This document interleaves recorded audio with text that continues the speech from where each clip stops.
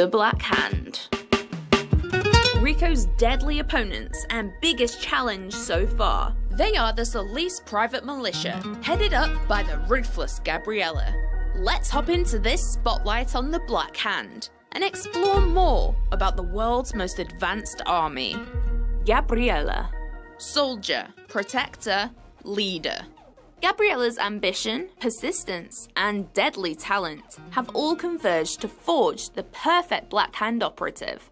You are just like me.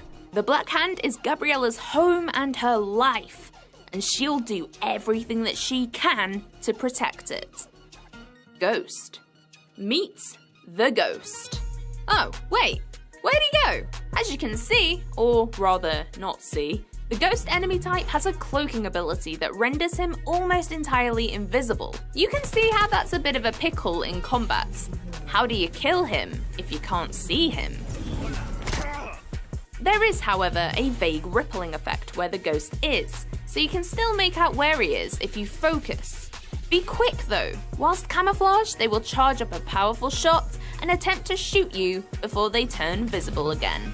The Ghost is incredibly agile. They'll dart around, slide into cover, roll and evade, so that it's much trickier to pin them down and land a successful shot. His purpose is to flush you out and force you to keep moving. And he does it well. Sniper. Utilizing laser sight, the sniper has pinpoint accuracy and can cause significant damage to Rico from far away. You'll instantly know when snipers are targeting Rico because a red laser will follow him around relentlessly. Tactically, if you whip into your wingsuit, they will have a much harder time tracking your movements. Titan. Titan by name, Titan by nature. Titans do not have weak points and can take a lot of damage thanks to their incredibly resilient armor. I fired 3 consecutive rockets right at him, and he still gets right back up. The main weapon of choice for a Titan is the railgun. They will track and target Rico with a blue laser sight, charge up a shot, and then launch a high-velocity projectile at him, completely blasting him backwards and crunching Rico's health. If your escape plan is to evade into the skies with your trusty parachute and wingsuit, think again. Titans can aim incredibly well, and their success rate with knocking Rico out of the sky with a blast from their railgun is more likely than not. Additionally, they have the ability to charge up a much more powerful red shot that will leave you teetering on the edge of life and death. If they manage to blast you into the path of enemies, you're a goner. If all that wasn't enough to deal with, when initializing combat, the Titan can also launch a protective drone. Talk about a double threat! Grenadier. Operating in the range between privates and snipers, the Grenadier will fire a grenade launcher multiple times towards you. The grenades don't explode upon impact, but have a couple of seconds delay before the blast, allowing for a little bit of time for you to escape before you feel the wrath of the grenades. He's also covered for when you get near him, as he'll switch to a submachine gun for close-range combat. Finally, if and when you do manage to take the Grenadier down, for one last chance at taking you out, they'll drop multiple grenades that explode at once. Even after death, they're still coming for you. Super Elite.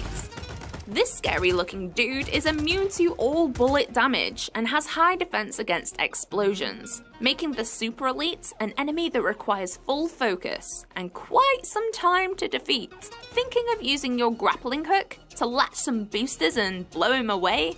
Well, think again. Super Elites are also exempt from grappling hook attacks. Told you he's scary. Riot Shielder. The Shielder is a predominantly defensive enemy that carries a large riot shield and is equipped with an SMG.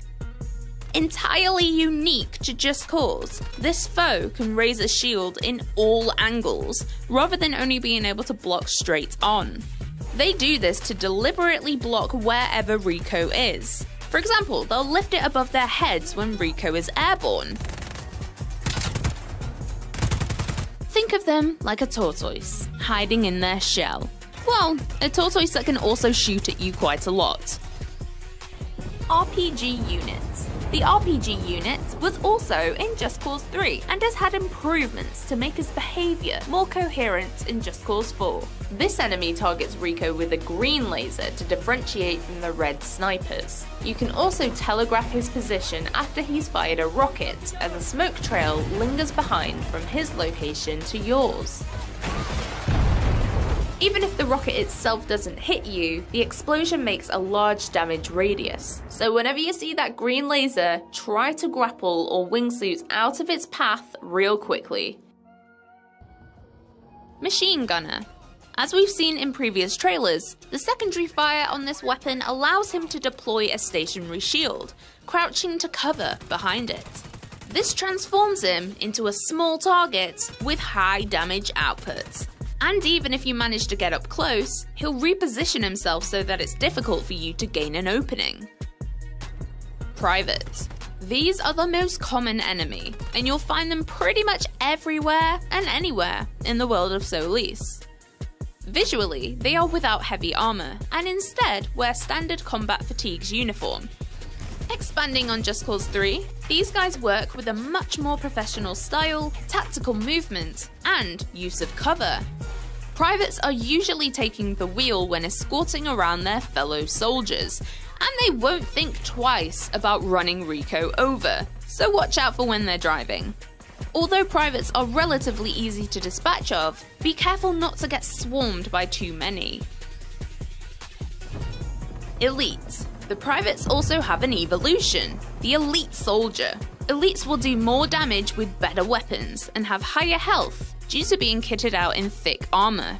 They use a range of weapons and walk around like they own the place. We've seen the Elite Soldier countless times in numerous trailers before, and you'll be sure to see much more of them in the game.